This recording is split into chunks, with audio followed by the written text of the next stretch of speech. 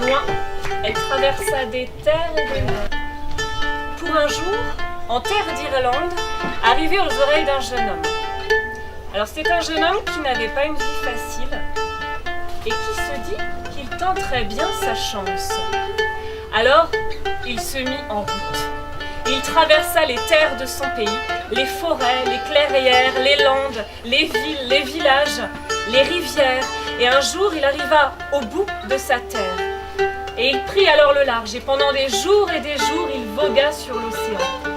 Et un jour, le navire sur lequel il était toucha une autre terre. Et c'est sur cette nouvelle terre, il marcha à nouveau des jours et des jours. Il traversa de nouveau des landes, des forêts, des clairières, des villes, des villages, pour un jour arriver au pied du château de notre roi menteur. Et voici comment le Seigneur l'accueillit.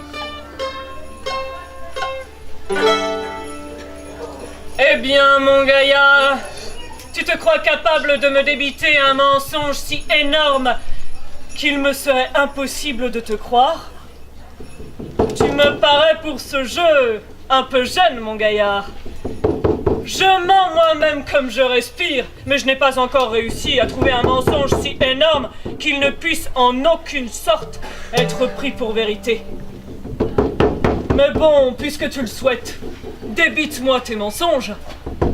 Mais sache que si tu ne m'amènes pas à dire que tu mens, eh bien, jeune homme, il t'en coûtera la tête.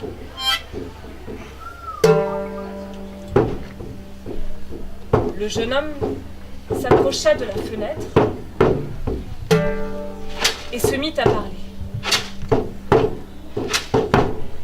Oh, je regarde et je vois, sire le roi, que tu as là de beaux troupeaux. Et ça, c'est bien vrai. Mais si tu voyais celui de ma mère, oh, elle a tellement de vaches que lorsque vient la sécheresse, elle donne leur lait pour faire tourner la roue des moulins de tout le pays. Oh, patati et patata. Bon, ça peut très bien être vrai. C'est au roi des menteurs que tu dis ça. J'ai moi-même un chou si énorme que... Notre chou à nous, sire le roi, il est immense. Et lorsque viennent les grands jours de fête, eh bien, tout le village danse à l'abri d'une seule de ses feuilles. Bah, mais pourquoi pas? Je possède moi-même un pied de haricot gigantesque. Lors des batailles, il nous sert comme écouvillon pour nettoyer les plus gros canons. Tu me la bailles belle avec ton haricot, sire le roi. Tu n'as pas vu le mien? Mais il est gigantesque, immense, immensissime. Ah, c'est bien simple.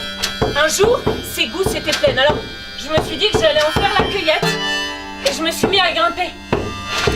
J'ai grimpé, sire le roi. J'ai grimpé jusqu'en haut. Mais il était tellement haut, sire le roi, que en haut, il y avait le ciel. Et au ciel, je m'y suis cognée. Je m'y suis fait une bosse au front. Et tu peux regarder, sire le roi. Tu verras que c'est la vérité. Le roi tâta la bosse.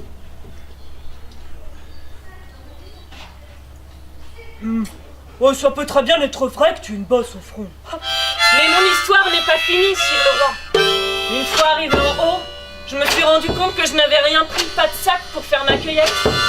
Et à ce moment précis, j'ai senti, sous ma chemise, là exactement, une puce qui me mordait. Alors moi, ni une ni deux, j'ai pris mon soulier, j'ai écrasé. Et avec la peau de cette puce, sire le roi, crois-moi ou pas, mais j'ai fait 9 sacs et encore 7 pourpoints de cuir. Et puis je les ai remplis, j'ai fait ma cueillette, je les ai tous remplis un à un. Mais ma cueillette avait peut-être duré un peu trop longtemps car une fois finie, eh bien, l'automne était arrivé et toutes les feuilles avaient séché et étaient tombées. Alors comment redescendre? Crois-moi ou pas, sire le roi, mais je suis tombée. Et ma chute, mon vol, a duré non pas 5, mais 10 jours où je suis tombée. Oh, la tête la première, à vitesse grand V, je suis tombée si vite, sire le roi, qu'en bas, il y avait un rocher. Et jusqu'au cou, j'y suis restée coincée dans ce rocher. Alors que faire? J'ai appelé à l'aide, mais personne ne m'entendait. La seule chose qu'il me restait à faire, sire le roi, eh bien, c'était utiliser le couteau qui m'avait servi à faire ma cueillette, le couteau qui restait dans ma main, et l'utiliser pour pour me trancher la tête et l'envoyer chercher de l'aide chez les voisins. Et c'est ce que j'ai fait, sire le roi. Je me suis tranché la tête, mais alors que ma tête commençait à partir pour aller chercher de l'aide, eh bien, sorti d'on ne sait où est arrivé le renard. Et le renard, il a vu ma tête, eh bien, il l'a pris dans sa gueule. Oh, alors moi, ne rangeais pas, ni une ni deux, j'étais si furieux sur le roi quand je me suis sorti de là. Je l'ai attrapé ce renard par la queue et je lui ai tranché sa queue. Bien joué. Oh, ouais. Et sais-tu ce qu'il y avait d'écrit sur cette queue?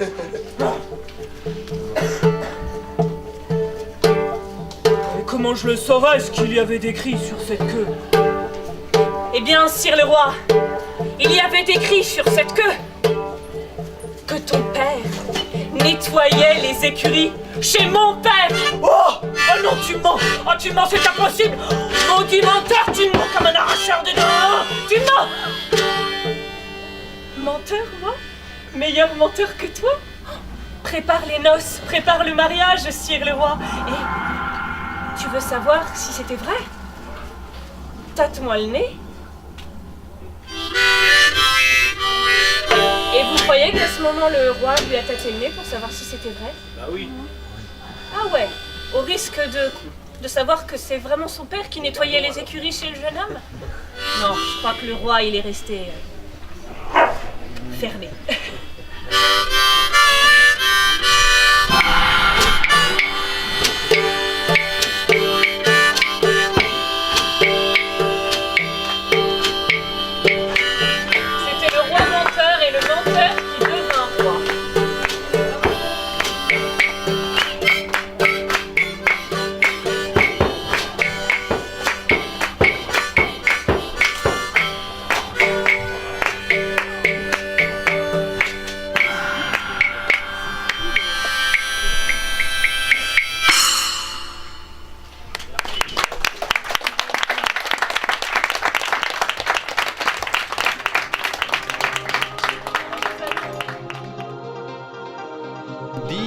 Samedi matin, 18 avril. C'est quand même des concurrents de l'Assemblée générale. Parce que voilà,